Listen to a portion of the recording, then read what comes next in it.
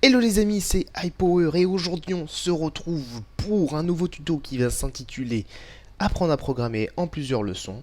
Donc c'est très simple, il y aura plusieurs parties. Comme il y a plusieurs leçons, il y aura plusieurs parties parce qu'il faut beaucoup d'organisation pour faire en fait ces tutos là. Et donc j'essaierai de faire des épisodes environ toutes les semaines, donc tous les week-ends plutôt.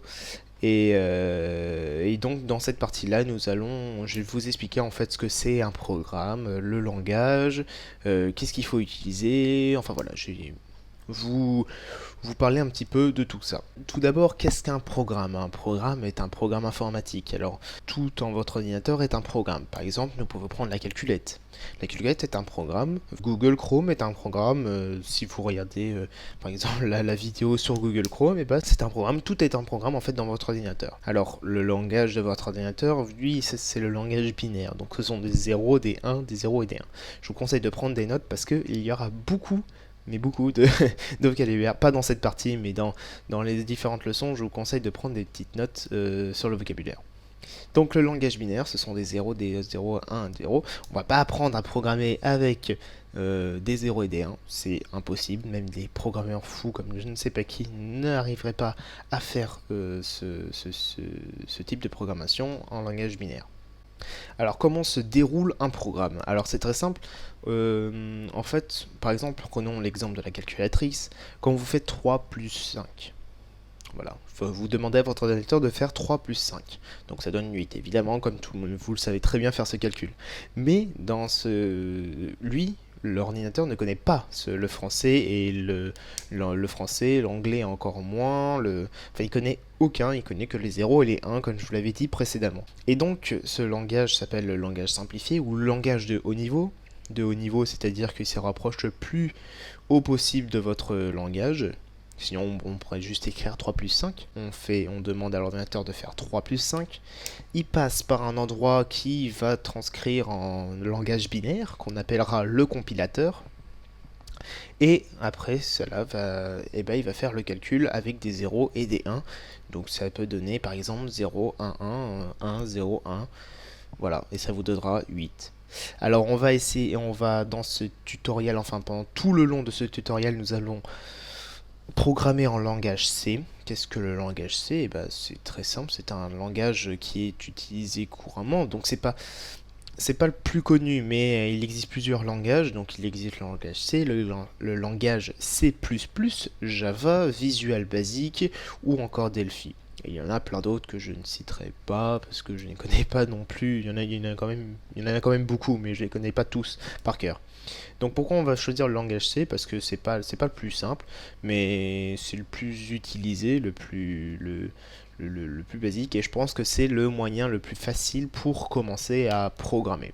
Je vous ai dit tout à l'heure que pendant un programme, d'abord il y a le langage de haut niveau, après il passe dans un compilateur, et après ça se transforme en 0D1.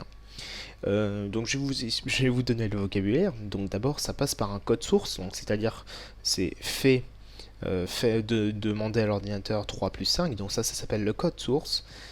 Donc qui va dans le compilateur, ça je vous l'ai dit, le vocabulaire compilateur, et ça se transforme en exécutable, donc c'est-à-dire un programme Windows en .exe. Donc voilà, et nous, notre programme, en fait, ça va être ça. On va demander, ça va passer par un compilateur, et ça va se transformer en .exe. Exécutable comme .exe, enfin voilà, je pense que vous avez compris. Alors, vous allez me dire, est-ce que c'est dur de programmer? C'est pas dur de programmer, hein. Il faut juste savoir calculer, donc c'est-à-dire addition, soustraction, multiplication et division. Waouh, si vous savez pas faire ça, je pense que... non mais franchement, faut être quand même assez bon en maths, mais il faut pas non plus avoir un haut niveau, quoi. Faut pas avoir non plus bac plus 4 en maths, hein. Alors, mais il faut surtout aussi, parce que pendant un programme, des fois ça peut être faux et vous pouvez vous énerver. Donc en fait, il faut surtout être patient, avoir aussi de la logique, parce que dans un programme, il faut surtout être logique, surtout dans le langage, et aussi être calme. Et alors, pour programmer, il faut quoi? Alors, le minimum, c'est d'avoir un éditeur texte, donc vous pouvez avoir le bloc-notes, par exemple, ce qui est très dur après pour programmer, machin, le mettre en point bat, etc.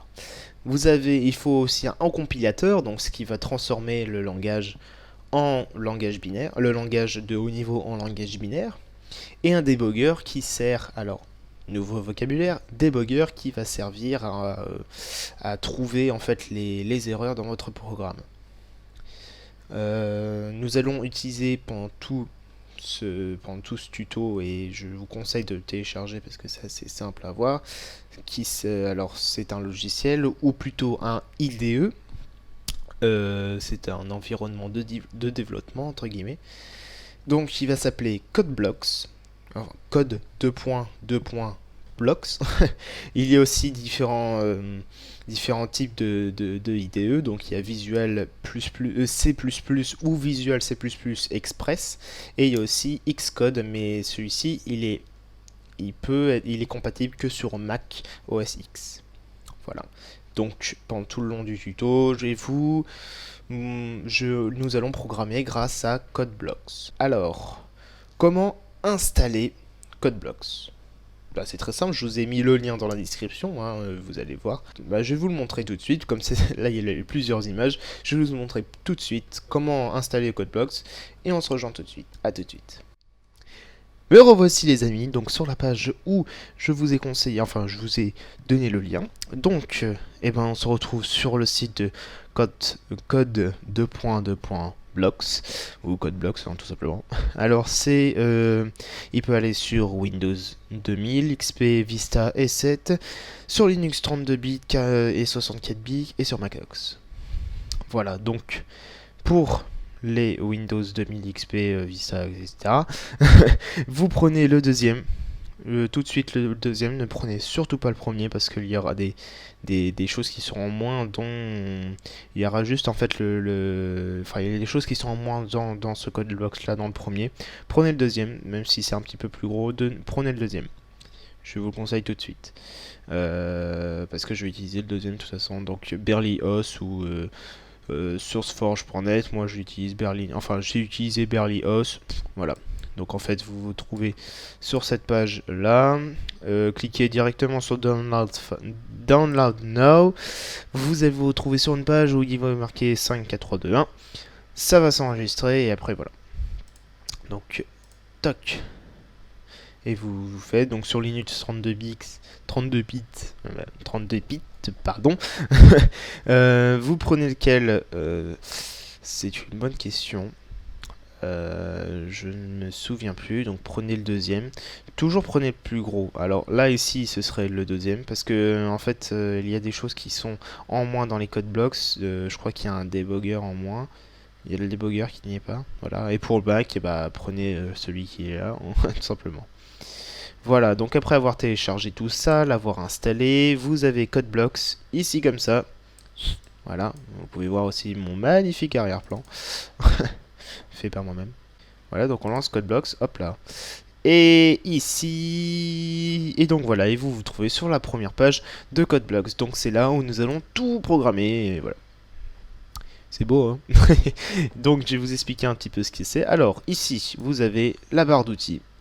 La barre d'outils, il y aura des petits boutons qui nous servira, dont certains qui nous sont utiles plusieurs fois, enfin régulièrement.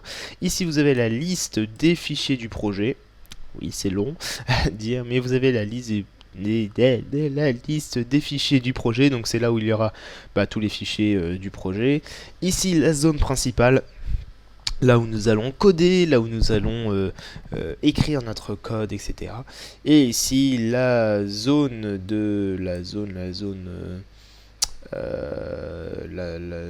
notification, voilà, je cherchais le mot, la zone de notification, ou alors la zone de la mort, comme on va appeler plus tard. Donc c'est là où il y aura tout en fait marqué, toutes vos erreurs, etc. Donc ici le debugger, voilà ici. Voilà, alors nous allons créer un nouveau projet. Nouveau projet, alors c'était où déjà? Je me rappelle plus, ça fait tellement longtemps que j'ai pas fait. Alors voilà, new, project, hop là. Là vous allez avoir qu'il y a plusieurs catégories de projets. Donc vous voyez qu'il y a ARM Project, AVR, etc. Nous allons utiliser nos console application. Donc double clic, ou alors vous cliquez ici, vous faites go. Voilà. Voilà, voilà, vous Skypez. Vous prenez le langage C, le type de langage, et ben nous allons utiliser le langage C et non pas le langage C++. Donc quand vous ferez les nouveaux projets à chaque fois, prenez le langage C. Voilà. Le titre du projet, ben moi je vais mettre tuto programmé.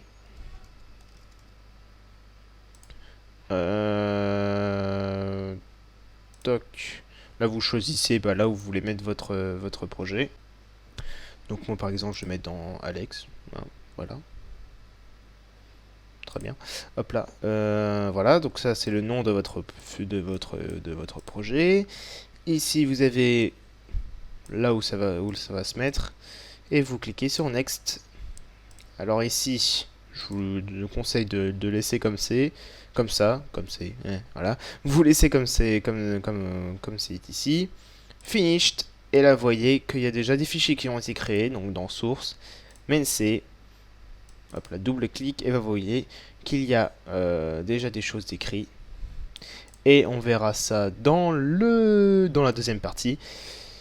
Voilà, comment je vais vous expliquer tout ça. Donc voilà, je vous ai montré dans cette première partie comment créer un projet, enfin voilà, je vous ai expliqué un petit peu tout ça. Maintenant, je vais vous laisser pour le deuxième épisode ou la deuxième partie. Je vous dis à bientôt pour la deuxième partie. À la prochaine. Ciao tout le monde. Merci d'avoir regardé cette vidéo. Je remercie sincèrement le site du zéro et surtout la personne qui m'a appris tout ça et qui a écrit tout ça sur le site du zéro. Je vous remercie sincèrement. Ciao tout le monde.